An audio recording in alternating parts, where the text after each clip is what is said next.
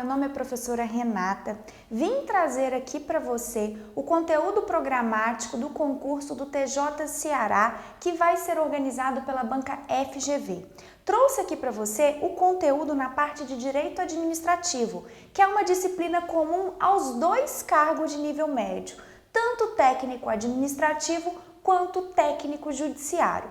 Primeiramente, eu trouxe aqui para você o que a FGV trouxe. Trouxe um conteúdo bastante extenso de direito administrativo, pegando aqui as noções de organização da administração, ato administrativo, poderes administrativos, agentes públicos, licitação, contratos, controle da administração pública, responsabilidade civil do Estado, regime jurídico administrativo, o processo administrativo da 9784, serviços públicos e improbidade administrativa. Para você ter uma ideia como que a banca FGV trata esses assuntos na sua questão, para você já se preparar sabendo como você tem que estudar e o que você tem que priorizar para a banca FGV, eu trouxe de cada um desses 12 pontos do edital aqui, uma questão da FGV. Vamos agora a uma questão do primeiro tópico do seu edital. Você vai ver aqui que eu trouxe para você que a FGV, ela não cobra diretamente aquele conteúdo. Você que não é graduado, está começando a estudar agora, e você que já é graduado, quer tentar essa ótima oportunidade aí de ser um servidor público, você vai perceber que aquele conhecimento que você adquiriu ou aquele conhecimento que você está começando a estudar agora, você não vai aplicá-lo diretamente como em outras bancas. Temos questões assim também, como eu vou te mostrar, mas você vai contar uma historinha e a partir dessa historinha você vai ter que saber aplicar aquela letrinha de lei, aquela teoria. Olha aqui comigo. Essa questão vai falar da autarquia. Nós sabemos lá como que é criada uma autarquia. A autarquia ela é criada diretamente através de lei. Ela é uma pessoa jurídica de direito público. Para se trabalhar numa autarquia, por exemplo, o INSS, tem sim que fazer concurso e os seus servidores estão submetidos ali ao regime estatutário. Olha como é que a questão cobrou isso. Vamos lá. Determinado município baiano autoriza, por meio de lei, a instituição de uma autarquia. Nós já vimos aqui que nós temos um problema, porque a autarquia, diferente de empresa pública, sociedade, economia mista e fundação pública de direito privado, não é autorizada por lei, mas ela é criada diretamente através da lei. Então aqui já está errado. Com a finalidade de gerir o trânsito e os estacionamentos públicos da região. Para preencher os cargos dessa autarquia, serão realizados concursos públicos. Aqui está ok. E os empossados serão regidos pelo regime jurídico estatutário. Também está ok. Além disso, visando a contenção de despesas, o município irá convocar alguns empresários locais para participar do capital da autarquia, deixando o poder público apenas com 51% do controle. Aqui está errado. A autarquia ela é uma pessoa jurídica de direito público. Eu não posso ter participação aqui no seu capital de empresas privadas. Em relação ao caso apresentado, esta está de acordo com a legislação brasileira que dispõe sobre autarquias. Viu como é que é? O que você já estudou numa faculdade ou até mesmo está começando a estudar aí para concurso público, você aqui tem que, além de saber o dispositivo, você tem que saber interpretá-lo. Interpretar esse caso aqui concreto que te deu do município e saber aplicar. Vamos ver aqui. Quer saber o que está de acordo com a legislação? A autorização da instituição autarquia por lei? Não. Autarquias são criadas por lei, logo isso está em desacordo. B. Autorização da instituição, corta essa também. C. Autorização da instituição, corta essa também. D, o uso do regime jurídico estatutário para o pessoal. Isso está perfeito. Mas a participação da iniciativa privada? Não, isso está errado. Sobrou para a gente a letra E, o uso do regime jurídico estatutário para o pessoal. Apesar de termos outras coisas aqui corretas, mas é o que apareceu na questão. Agora vamos ao tópico 2, que é ato administrativo. Aqui é uma questão mais direta, mas mesmo assim exige uma certa interpretação. Olha só, sobre a invalidação de um ato administrativo vinculado praticado por um secretário municipal de Salvador no bojo de um processo administrativo sobre o fomento de determinada política pública, é correto afirmar que o ato pode ser. Então você viu que apesar de contar um caso muito menor, ainda exige interpretação do candidato. Essa invalidação de um ato, nós sabemos que um ato administrativo, se ele tiver ali uma ilegalidade, obrigatoriamente ele deverá ser anulado. Essa anulação pode ser feita tanto pela administração pública quanto pelo Poder Judiciário. Mas se esse ato ele tiver ali um juízo de conveniência e oportunidade, não se mostrar conveniente e oportuno que aquele ato seja realizado, ele poderá ser revogado. Já a revogação não pode ser feita pelo Poder Judiciário, porque nesse caso seria a ingerência de um poder no juízo de conveniência e oportunidade de outro poder. Aqui está falando especificamente de um ato vinculado. Em um ato vinculado, eu não tenho essa análise, eu não tenho liberdade de analisar a conveniência e oportunidade. Logo, um ato vinculado, ele não pode ser revogado. Então, vamos ver aqui. Revogado? Não, já cortamos. A C, nós também cortamos que fala revogado. Vamos ver a B. Invalidado e revogado? Não, cortamos. Invalidado e revogado? Não. Olha só de você também saber o conteúdo, você já elimina várias. Sobrou pra gente a letra E. Invalidado por vício de legalidade, pelo próprio Poder Executivo ou pelo Poder Judiciário. Vamos lá, agora falando dos agentes públicos. Olha só, de novo contando uma historinha. A lei ordinária do município Delta, que regulou o Instituto da Previdência Municipal, estabeleceu em seu artigo 22 que os cargos para a diretoria administrativa do Instituto, para os quais não há outra exigência que não aquela de nível superior, seriam preenchidos por pessoas indicadas pelo prefeito. Analise a afirmativa correta. Sabemos que a regra na administração pública, que os agentes públicos para exercerem cargos públicos, eles devem o quê? Ser previamente aprovados em um concurso público. Então vamos ver aqui. Aqui está falando que a lei do município fala que os cargos para a diretoria administrativa do concurso é o que? Deve ser indicados pelo prefeito. Nós temos casos, sim, os cargos de comissão, que são a exceção do concurso público. Vamos analisar as alternativas. Ela padece de vício de inconstitucionalidade por ofensa ao princípio do concurso público. Realmente, nós temos aqui a regra, que é o concurso público, salvo os cargos ali em comissão, que são de livre exoneração e livre nomeação. Então, aqui, essa é a correta. Mas vamos analisar as outras para você entender como que a sua banca pensa. Ela é válida desde que estabeleça critérios de capacidade. Não, isso não existe.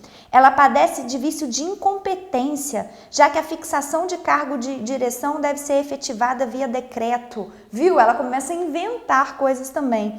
Ela é válida e eficaz por se tratar de cargo de confiança. Não, não é cargo de confiança aqui. Ela é válida e eficaz, desde que fique comprovado que se trata de emprego e não de cargo público. Não. Tanto aqueles detentores de cargo como aqueles detentores de emprego público devem realizar o concurso público. Vamos a outro tópico que fala aqui dos poderes administrativos. Sabemos, você sabe, você vai estudar isso, que são vários poderes. Temos o poder ali hierárquico, disciplinar, temos o poder regulamentar ou normativo para alguns, temos o principal, o que você mais tem que focar, que a FGV adora, que é o poder de polícia. Vamos ver essa questão aqui. O poder de polícia pode ser conceituado, a própria banca já vai te dar o conceito. Olha só, como atividade da administração pública que se expressa por meio de seus atos normativos. O poder de polícia pode se expressar em regras, em atos normativos ou atos concretos em si, com fundamento na supremacia geral do interesse público. Na forma da lei, olha para que serve o poder de polícia. Vai condicionar a liberdade, restringir a liberdade do cidadão e a propriedade dos indivíduos mediante ações fiscalizadoras, preventivas e repressivas. Nós temos tanto o poder de polícia preventivo, que vai prevenir, como aquele que é repressivo. Se alguém estar ali ultrapassando os limites dados pela lei, ele vai reprimir aquele ato, aquele abuso daquele direito. Aqui está pedindo alguma coisa mais específica com doutrina. Tá vendo que aqui nós não temos para você ir se acostumando, não temos muita.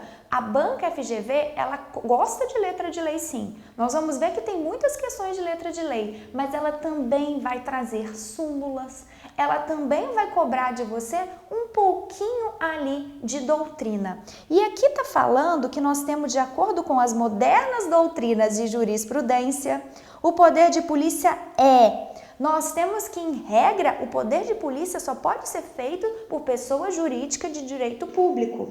Mas alguns atos ali do poder de polícia podem ser delegados à iniciativa privada. Por exemplo, colocar radares. Às vezes se pega uma empresa privada para colocar radar para ver ali limite de velocidade. Ali já é uma execução ali do poder de polícia. Vamos analisar as alternativas.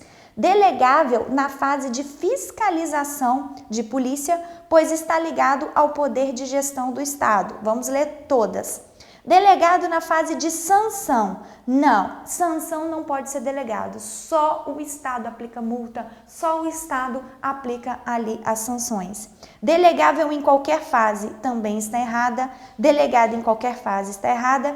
E indelegável em qualquer fase, aqui também está errada, porque tem fases ali que eu vou poder delegar. Por exemplo, a letra A, delegável na fase de fiscalização. Lembra a parte ali de colocar radar? Viu como é que a FGV, olha, TJ, essa questão também foi do TJ, Santa Catarina. Licitação. Mais uma vez temos uma historinha sendo contada aqui. Maria, prefeita municipal recém-impossada, solicitou que a sua assessoria jurídica esclarecesse quais seriam as providências necessárias para a aquisição de certos bens que seriam utilizados pelas repartições públicas municipais. Sobre o caso apresentado, à luz da sistemática constitucional, assinale a alternativa correta. Aqui, quando você estuda a lei de licitação, ou até quando estuda ali na Constituição Federal, no artigo 37, quando fala da licitação, sabemos que a regra é que toda obra, toda compra, locação, contratação de serviços deve ser antecedida por um processo de licitação, salvo os casos trazidos pela lei, que são os casos lá que a licitação é dispensável, que a licitação é inexigível. Esse caso aqui não trouxe nenhuma especificidade de licitação dispensável ou inexigível. Então, interpretando o enunciado, é isso que você vai ter que fazer muito, interpretar o enunciado, você vai ver que, em regra, aqui vai precisar de licitação sim. Então, vamos lá. A contratação jamais deveria ser antecedida de licitação? Está errado. A contratação sempre deveria ser antecedida de licitação? Também está errado, porque salvo os casos expressos em lei. A contratação deveria ser antecedida de licitação, ressalvada a autorização do governador? Não, são os casos da lei. A contratação, ressalvados os casos previstos na legislação, deveria ser antecedida de licitação. Correto. Letra D. Olha aqui, contratos administrativos. Muita gente fica com medo das questões da FGV. Olha o tamanho desse enunciado, mas não há o que temer. Você estuda ali o conteúdo, tem que saber sim a letra de lei, tem que saber a teoria, um pouquinho ali de jurisprudência e de doutrina e calma na hora de fazer a prova, porque aqui qualquer palavrinha que você pular pode ser muito prejudicial, porque aqui está te contando um caso. A banca tenta desestabilizar nisso, coloca um caso grande que você tem que estar prestando atenção ali em cada peculiaridade desse caso. Vamos ver aqui comigo. Em uma situação hipotética, a Defensoria Pública do Estado do Rio de Janeiro, após regular processo licitatório, firma um contrato administrativo com a empreiteira para a realização de uma reforma no prédio onde está estabelecida a sua sede. Então, nós tivemos uma empreiteira que ganhou a licitação e depois houve ali a assinatura de um contrato e esse contrato tinha como objeto a reforma de um prédio onde está a sede ali da Defensoria Pública. No decorrer da obra, no entanto, a Defensoria Pública realiza um concurso público para admissão de novos servidores, tornando necessárias mudanças não previstas na reforma, que trarão um aumento nos custos e o reajuste no valor pago à empreiteira pela obra no montante de 30%. Aqui está querendo te cobrar as formas de alteração unilateral do contrato pela administração pública. Há casos quando não é reforma de edifício, a parte ela deve ser obrigada a aceitar supressões ou acréscimos até 25%. Mas no caso aqui de reforma de edifício, esse aumento passa a ser de 50%. Então a contratada nesse caso, ela é obrigada a aceitar esse aumento aqui. Vamos ver as alternativas. É direito do contratado recusar? Não, está no limite de 50%, então ele não pode recusar. É direito do contratado recusar limitadas a 25%? É se não for reforma em prédio, em edifício. Se fosse, a limitação seria 25%. É direito do contratado recusar a mudança? Não, direito adquirido, nada a ver. É obrigação legal do contratado aceitar a mudança, tendo em vista as cláusulas exorbitantes do acordo. Sim, os contratos administrativos, eles se submetem a cláusulas exorbitantes. São cláusulas que colocam a administração pública numa posição de supremacia. Coisas que ela pode fazer em razão ali do interesse público, da supremacia do interesse público que está em jogo. Nesse caso, essa alteração unilateral aqui por parte da administração, nos limites trazidos na lei, é uma obrigação do contratado aceitar. Controle da administração pública. Vamos ver aqui mais uma vez uma questão de 2019 e mais uma historinha. Determinado município do estado da Bahia, por meio de sua Secretaria Municipal de Meio Ambiente, exerce controle finalístico sobre a Autarquia Municipal de Meio Ambiente, para verificar se a entidade está cumprindo as disposições definidas na lei específica que a criou.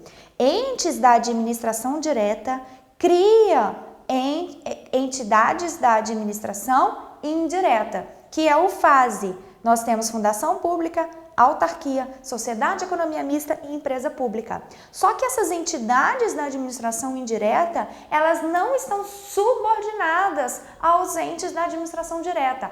Há apenas vinculação. A administração direta irá exercer ali um controle finalístico, uma supervisão ministerial, também conhecido como princípio da tutela, para ver se as entidades da administração indireta estão cumprindo com seus requisitos e finalidades aquelas que foram ali impostas na lei que criou ou na lei que autorizou a criação. Então vamos para as alternativas. Nós não temos subordinação entre as entidades da administração indireta com as entidades da administração direta. Nós temos vinculação. Legalidade, aqui não tem nada a ver com legalidade. Eis que praticado por autoridade hierarquicamente superior? Não, aqui não há hierarquia. Não há hierarquia, A vinculação, como eu expliquei. Eis que praticado pela administração direta sobre uma entidade descentralizada. Quando a administração direta cria entidades da administração indireta, isso é uma descentralização administrativa, não se caracterizando como subordinação hierárquica, mas tão somente espécie de supervisão. Perfeito. Responsabilidade civil do Estado. Viu que o padrão se repete? Temos aqui uma historinha que nós vamos ter que, a partir da interpretação dessa historinha, nós teremos que responder a questão. Antônio, empregado de uma sociedade empresária privada que atua como concessionária de serviço público, então, apesar de ser uma empresa privada, ela atua prestando serviço público. E a Constituição fala que aqueles que prestam serviços públicos respondem objetivamente pelos danos que causarem a terceiros. Vamos lá. Serviço Público de Conservação de Rodovia, no exercício de suas funções, atropelou João, motociclista que trafegava na rodovia. Em razão do ocorrido, João sofreu sérios danos. Considerando a sistemática vigente na ordem jurídica, é correto afirmar que a pessoa, João aqui, ele foi atropelado. Logo, para ter indenização dos seus danos, ele não vai entrar contra o funcionário Antônio. Ele vai entrar com uma ação diretamente contra a concessionária, que vai responder por esses danos de forma objetiva. O que significa isso? Independentemente de ter havido dolo ou culpa por parte de Antônio. Só que depois que ela indenizar, ela poderá ter ali um direito de regresso contra Antônio, mas nesse caso, só se Antônio agiu sim com dolo ou culpa. Vamos ver as alternativas. Somente Antônio pode ser responsabilizado? Não. A concessionária será civilmente responsabilizada em caráter objetivo. Sim, é a responsabilidade objetiva das empresas prestadoras de serviço público. Regime jurídico administrativo, que traz ali uma série de princípios explícitos ou implícitos aplicáveis à administração pública. Mais uma vez temos uma historinha. João, agente de trânsito e transporte do estado do município de Salvador, realizava blitz a fim de verificar a regularidade do sistema de trânsito e de transporte. Por coincidência, Mário, seu vizinho e antigo desafeto, que conduzia um caminhão na área urbana, foi parado na blitz para ser fiscalizado. Ainda que não tenha sido encontrada qualquer irregularidade no veículo inspecionado, João lavrou auto de infração em desfavor de Mário, exclusivamente por retaliação. No caso em tela, João violou frontal e diretamente princípios constitucionais. Ele quer que você marque quais princípios aqui que foram violados por João. Tá vendo que é diferente de uma questão que pergunta quais são os princípios expressos na Constituição aplicáveis à administração pública, que fala lá do LIMP, legalidade, impessoalidade, moralidade, publicidade e eficiência. Aqui não, aqui exige um raciocínio maior, que é que você enquadre quais são os princípios aqui nessa historinha que foram violados.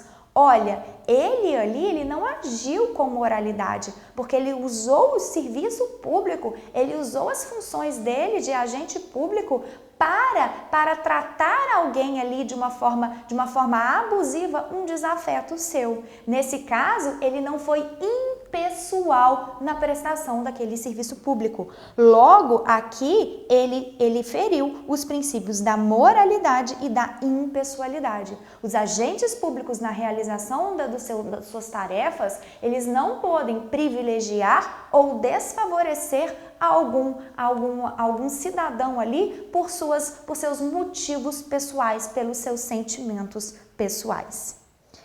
Processo administrativo da Lei 9784, aqui vai falar que, de acordo com a doutrina de direito administrativo e o disposto na lei que trata do processo administrativo, a competência para a prática de atos administrativos deve ser definida em lei ou em ato administrativo geral e tem as características gerais. Aqui eu coloquei essa questão aqui para você ver que também a FGV, ela não tem só aquela espécie de questão que ela conta uma história e você tem que interpretar, não. Temos questõezinhas diretas aqui. A competência de um agente público, ela é indelegável, é dele, ele não pode passar para ninguém, ela é irrenunciável, ele não pode deixar de exercer, ela é imprescritível. Pelo simples fato dele não exercer aquela competência, não quer dizer que ela vai deixar de ser dele, não. Mas nós temos aqui, na parte que ela é irrenunciável, exceções, que é o caso de eu delegar uma competência ou avocar a competência de um subordinado. Aquele que é as características da competência. Ela é indelegável, irrenunciável, mas improrrogável, não é prorrogável. Renúncia não, imprescritibilidade, irrenunciabilidade e improrrogabilidade. Viu? Um exemplo de questão que ela também cobra alguma coisa bem direto. A sua prova vai mesclar aqueles dois tipos de questão. Logo, você tem que preparar para tudo. E não basta só estudar daquela forma de decorar ali a letrinha de lei. Você tem que entender também, porque a prova vai te exigir esse entendimento. E serviços públicos. Serviço público pode ser conceituado como toda atividade executada pelo Estado, visando a promoção de utilidade e comodidade para os cidadãos usuários, com prerrogativas decorrentes da supremacia estatal e sujeições justificadas pela indisponibilidade do interesse público. Nesse conceito, aplica-se ao serviço público, aqui está pedindo um princípio específico do serviço público. Vamos analisar cada uma das alternativas.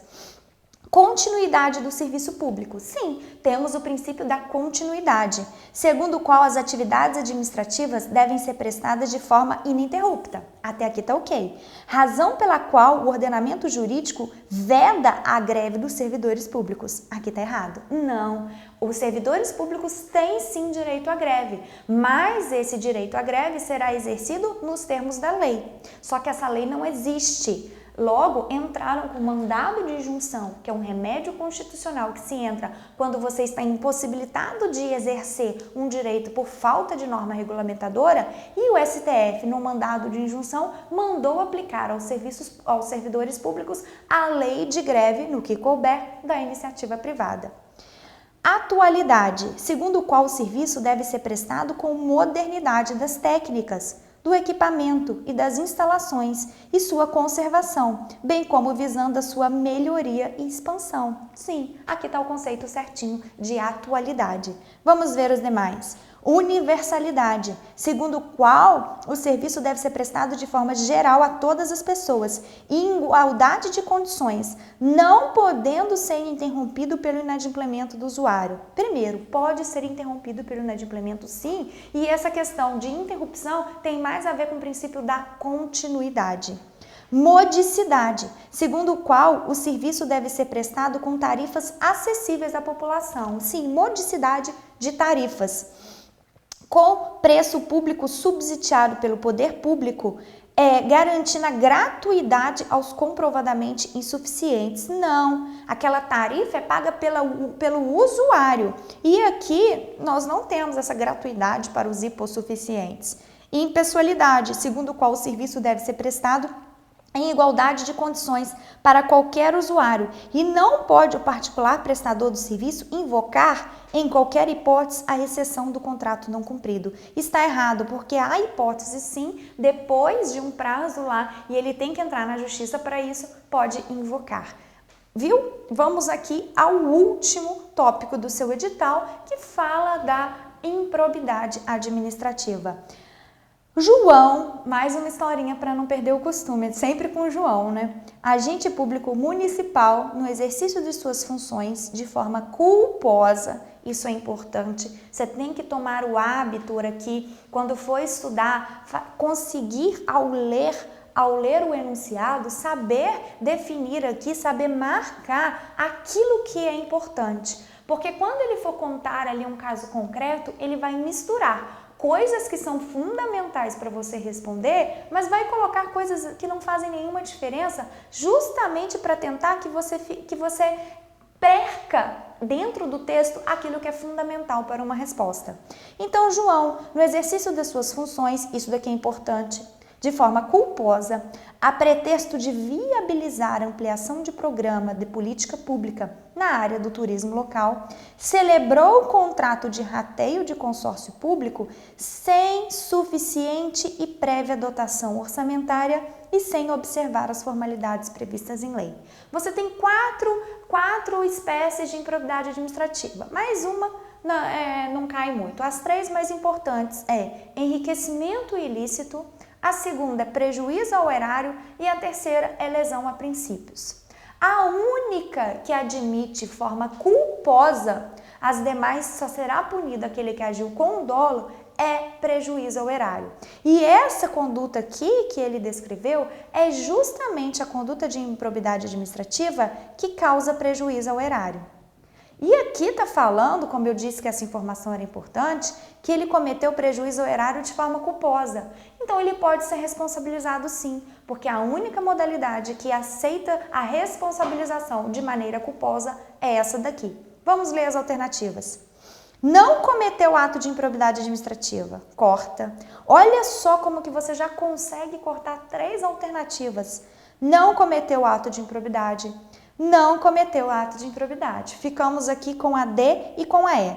Cometeu ato de improbidade administrativa, por isso está sujeito, dentre outras funções, ao ressarcimento integral do dano, à perda da função pública e à suspensão dos direitos políticos de 5 a 8 anos. É a nossa resposta. Você tem que saber ali as penas que são aplicadas, as hipóteses de improbidade administrativa do artigo 9º, do artigo 10 e do artigo 11. E a letra E fala, cometeu ato de improbidade administrativa e por isso está sujeito, dentre outras sanções, ao pagamento de multa civil até 5 vezes o valor do dano, à perda da função pública. Não, nós não temos aqui cassação de direitos políticos, não temos. Nós vamos ter em casos de improbidade administrativa a perda da função e a suspensão dos direitos políticos. E a prova gosta de trocar esse suspensão por perda e gosta de trocar esse suspensão também por cassação. Nós não temos cassação de direitos políticos no Brasil. Bom, trouxe aqui para você o seu conteúdo programático que está lá referente a direito administrativo para o TJ Ceará, realizado pela banca FGV. Coloquei uma questão de cada tópico para quê? Para que você saiba como você tem que se preparar. Mais importante até do que você estudar é você estudar direcionado para a banca, porque cada banca é uma realidade diferente. Aqui, se você vier com tudo só decoradinho, pode não resolver. Além de você ter ali aquelas coisas memorizadas, fundamentais, você tem que entender o fundamento daquilo. Entender para saber aplicar. A banca FGV gosta bastante de trazer um caso concreto para que você saiba não só a matéria, mas saber aplicar aquela letra de lei àquele caso concreto. Bom, estudando assim, fazendo questões, treinando esse processo interpretativo, não tem como dar errado. Você viu que também temos questões diretas, mas não é difícil, com certeza você dá conta. Estamos aqui para o que precisar e desejo a vocês uma excelente preparação. Tchau!